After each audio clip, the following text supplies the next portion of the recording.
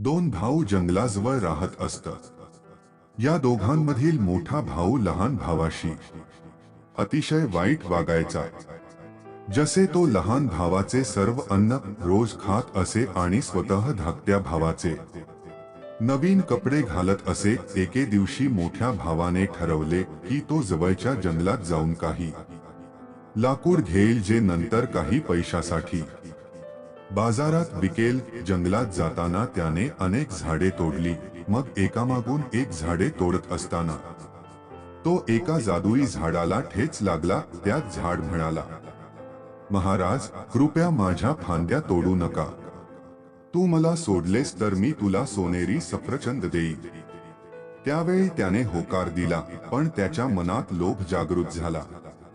त्याने झाडाला धमकी दिली की जर त्याने त्याला आणखी सफरचंद दिले नाही तर तो संपूर्ण खोड कापून टाकेल. अशा परिस्थितीत जादुई झाडाने मोठ्या भावाला सफरचंद देण्याऐवजी त्याच्यावर शेकडो सुयांचा वर्षाव केला. त्यामुळे मोठा भाऊ वेदनेने जमिनीवर पडून रडू लागला. आता हळूहळू दिवस मावळू लागला तर धाकट्या भावाला काळजी वाटू लागली. त्यामुळे मोठ्या भावाच्या शोधात तो जंगलात गेला. त्याला त्या झाडाजवळ मोठा भाऊ वेदनेने पडलेला दिसला, ज्याच्या शरीरात शेकडो सुया टोचल्या होत्या. त्याला दया आली. त्याने आपल्या भावाला गाठले. हळूहळू प्रेमाने प्रत्येक सुई काढली.